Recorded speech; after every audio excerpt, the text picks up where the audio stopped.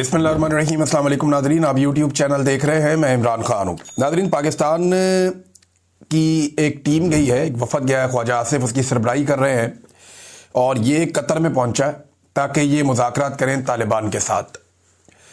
अब तालिबान के साथ मुज़ाकरात किए जाएंगे। तालिबान गवर्नमेंट जो वो वहाँ पे अफ़गान हुकूमत है इस वक्त, क्योंकि तालिबान के कंट्रोल में है वो, तो अफ़गान तालिबान का वफद पहुँच गया कतर में और फिर पाकिस्तानी वफद भी पहुँच गया कतर में और ख्वाजा आसिफ उस वफद को लेकर गए। अब कतर सालसी करेगा या जो दूसरे ममालिक हैं वो सालसी करेंगे पाकिस्तान और अफगानिस्तान के बीच में जो तनाज़ा पैदा हो गया उसको हल करने के लिए। अंदाज़ा कीजिए, अभी चंद साल पहले की बात है कि जब अमेरिका को तालिबान से बात करनी थी तो पाकिस्तान ने सहूलतकारी फराम की थी, क्योंकि पाकिस्तान के ताल्लुकात अशरफ गनी हुकूमत से या हामिद करज़ई हुकूमत से अच्छे नहीं थे। तो पाकिस्तान ने सपोर्ट किया हुआ था तालिबान को और पाकिस्तान को लगता था कि ये इक़्तिदार में आएंगे। पाकिस्तान ने बड़ा सेलिब्रेट भी किया था इस बात को। उस दौर के जर्नैल बड़े खुश थे। नूर वली महसूद को आपको याद होगा कि अभी ख्वाजा आसिफ ने यह क्लेम भी किया कि जनरल फैज़ हमीद ने एक बुलेट प्रूफ गाड़ी तोहफे में भी दी थी। अब अपनी जेब से तो नहीं दी होगी ना, इदारे की पॉलिसी होती है, जनरल बाजुआ से पूछे बगैर तो दे नहीं सकता। तो ये सारे रल के ताशे बजा रहे थे, खुशियां मना रहे थे कि हमारे तो बड़े अच्छे ताल्लुकात वाले लोग आ गए। लेकिन जैसे ही पीडीएम की सरकार बनी तो इन्होंने पाकिस्तान में तबाही फेर दी और तालिबान को, टीटीपी को पाकिस्तान में लाकर बसाना शुरू कर दिया ताकि पीटीआई को तबाह बर्बाद किया जा सके। वो तो हुआ नहीं, पाकिस्तान में बदअमनी पैदा हो गई और बड़े पैमाने पे पैदा हो गई और अफगानिस्तान को आहिस्ता आहिस्ता मौजूदा जो रजीम है उन्होंने अपनी पॉलिसी से मगरबी ममालिक को या डोनाल्ड ट्रंप को राजी रखने के लिए अपना दुश्मन डिक्लेयर कर दिया। अब इंडिया की बदतरीन दुश्मनी थी इन्हीं तालिबान के साथ। ये जो अफगान तालिबान है, इंडिया की इनके साथ बदतरीन दुश्मनी रही है और इंडिया जहां जहां इंडिया के लोग मौजूद थे या उनका सफारत खाना, वो सारे वो छोड़ छाड़ के चले गए थे। कोई बंदा वहां काम करने के लिए तैयार नहीं था। इंडियंस की, यानी अगर अमेरिका के बाद सबसे बड़ी शर्मिंदगी और नाकामी किसी को हुई थी तो वो इंडिया को हुई थी।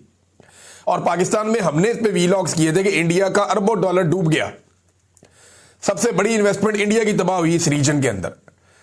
लेकिन बदतरीन मुखालफत के बावजूद इंडिया को समझ आ गई कि इनके साथ हमने ताल्लुकात बनाने, हमारे मुल्क के लिए फायदा इसमें, तो उन्होंने इख्तलाफी नुक्ता नजर के बावजूद ताल्लुकात बना लिए।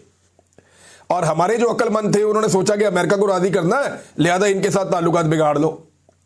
तो हमने अफगानिस्तान को अपना दुश्मन मुल्क डिक्लेयर कर दिया। वही ख्वाजा आसिफ मुज़ाकरात के लिए गए हुए। तो मुज़ाकरात की कामयाबी का अंदाजा तो आपको पहले ही हो जाना चाहिए कि जो शख्स एक मुल्क को कहता है ये मेरा दुश्मन मुल्क है, वो उसके साथ जाकर मुज़ाकरात करेगा तो मामला कहां से शुरू होगा। अब वो ये तो नहीं कह सकता कि आप हमारे भाई हैं या हमारे आपके साथ ताल्लुकात हैं। बहरहाल ये अब तीसरा मुल्क बातचीत करवा रहा है।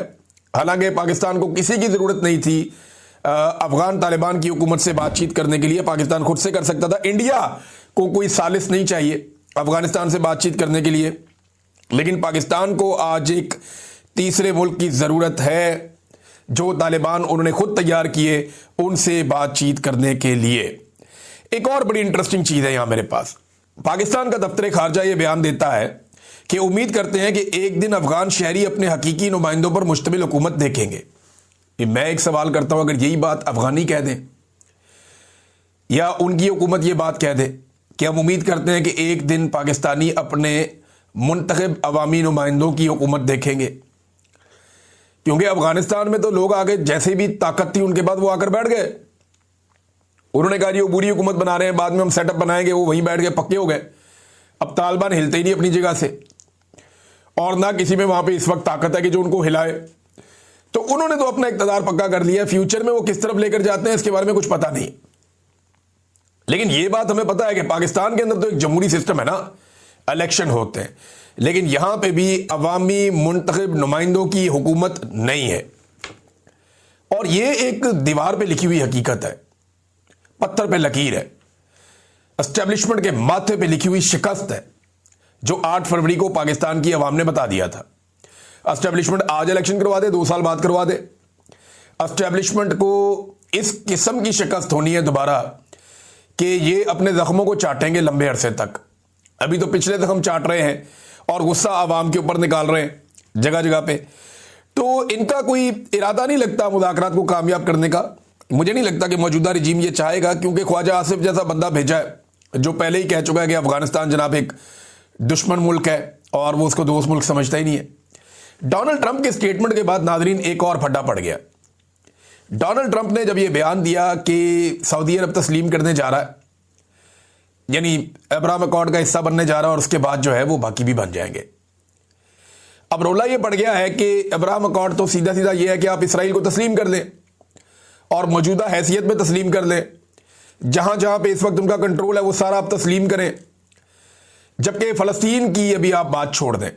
अब्राहम अकॉर्ड तो ये है कि फ़लस्तीन के बारे में आप कहें कि पवस्ता रहे शजर से उम्मीदें बाहर रख, हो सकता है कभी तुम्हारी कोई रियासत बन जाए, लेकिन फ़लस्तीन को ज़हन से निकाल के आप इसराइल को तस्लीम कर दें।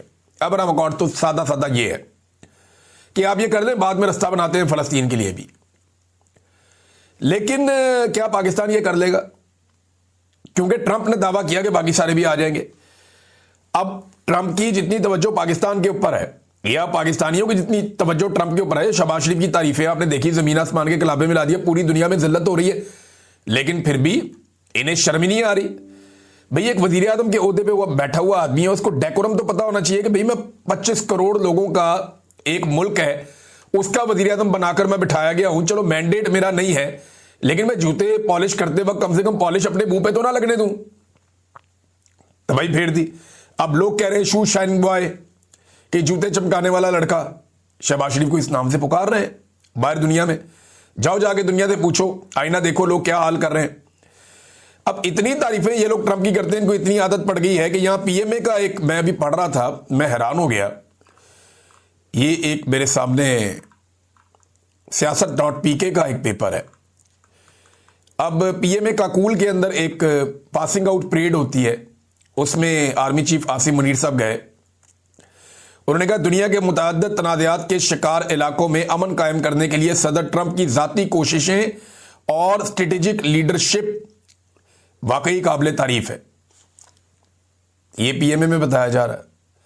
वहां बताना था कि कायदे आज़म क्या थे, वहां बताना था कि कायदे आज़म के फरमुदात क्या थे, वहां यह बताना था कि फौज ने आईने पाकिस्तान के मुताबिक अपनी जिम्मेदारियां अदा करनी है, वहां बताना था, यानी बहुत सारी और चीज़ें भी थी। मैं क्या कहूँ। हाँ, मैं मुबारकबाद देता हूँ उन तमाम बच्चों को जो पास आउट हो गए। अल्लाह ताला आपको एक बेहतरीन मुस्तकबिल की जानिब लेकर जाए, आपकी ज़िंदगियों में खुशियाँ लेकर आए और बहुत सारी बरकतें लेकर आए। एक बहुत बड़ी कामयाबी है जो आपको मिली है। आप पाकिस्तान का मुस्तकबिल हैं। आपने अपने जिस्म पे यूनिफॉर्म पहना और आपका जो हलफ है वो भी मैं सुन रहा था, उसमें बाकायदा हलफ के अंदर है कि आप आइन के मुताबिक जिम्मेदारियां अदा करेंगे और किसी किस्म की सियासत के अंदर कोई किरदार अदा नहीं करेंगे, ना उसमें हिस्सा लेंगे। तो मैं उम्मीद करता हूं कि जैसे कि आपसे पहले लोगों ने ये सब कुछ किया और आज तक हो रहा है, आप ये नहीं करेंगे और पाकिस्तान को बेहतर समझ जाने देंगे और नफरतों को कम करने में किरदार अदा करेंगे, बजाय इसके कि मजीद नफरतों को आप हवा दें। तो पीएमए से पास आउट होने वाले तमाम नौजवानों को बहुत बहुत मुबारकबाद।